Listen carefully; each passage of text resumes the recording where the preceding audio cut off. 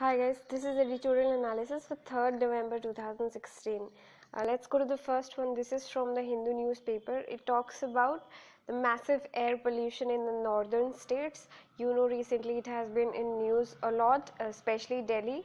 So we'll discuss this editorial in 4 points. 4 points. First one is that massive air pollution in northern India can be attributed to the burning of agricultural waste, and it releases particulate matter of size 2.5 mm, which is very dangerous. In this regard, Punjab has prohibited the burning of paddy straw. Second point, there is no mission mode approach as such from the side of the government to tackle this problem. Farmers are also anxious to remove the waste as soon as possible from their fields so that they could prepare for the next crop. So there's a lot of lack of will from both the sides to tackle this issue. Third point is that burning of this agricultural waste, it releases greenhouse gases, carbon monoxide, ammonia, nitrous oxide and sulfur dioxide. So this leads to air pollution. And fourth point is that instead of burning it, we can use it holistically. It can be used as a source of power, that is, it can be used as biomass or it can be used as compost also. So that is the first editorial. Next editorial is also from the Hindu newspaper. It's on a recent verdict by the Supreme Court. Very important topic under GS paper 2. Last year in 2015 mains, GS paper 2 was almost 90% of the paper was asking what is Supreme Court's recent verdict on this issue, that issue, what does the Supreme Court say on this, that. So very important according to that. It says that the Supreme Court has recently said that there should be equal pay for equal work for contract laborers also. It should be the same as permanent workers. And the Supreme Court also held that the denial of equal pay for equal work to daily wagers, temporary, casual and contractual employees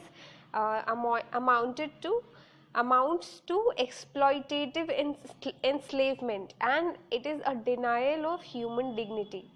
So what are the reasons for discrimination? So Supreme Court's verdict was primarily meant for public employment, but then it should apply to private sector also. And so the author here, he talks about what are the reasons for this discrimination against non-permanent contractual employees in our industries, be it in public or be it in private.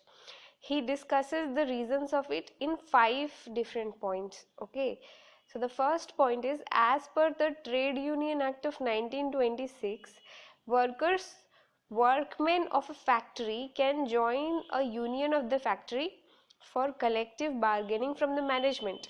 But usually what happens is only permanent employees, they join these trade unions, not contract workers. They don't join it because contract workers are employed by the labor contractors, and the labor contractors pay these contractual laborers. But not being on payroll of a factory does not disqualify a contractual laborer from joining a trade union of that factory, because according to Trade Union Act of 1926, any worker of the factory can join it. And this interpretation of the law has also been supported by a recent case called Chandar Bhan etc. versus Sunbeam Auto Workers Union case. The second reason for this discrimination is that there is extreme hostility by the management for trade union activity, and especially against the contract workers. The managers are very much hostile to them. The third reason is that sometimes even permanent workers don't have job security. They get sacked very easily on any kind of trade union activity. So contract workers are even more insecure. So that's why they themselves also try to stay away from the trade union activities. The fourth reason is that sometimes permanent workers themselves are against membership to contractual workers, because contractual workers, they outnumber the permanent workers.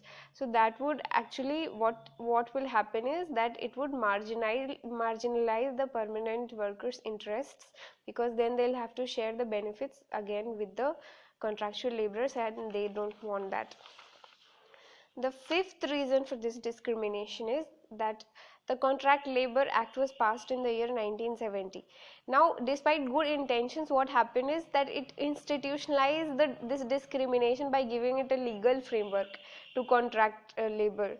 What happened was, according to this act, contract labor was only meant for non-core work like gardening, cleaning, etc., not for perennial work in the core areas.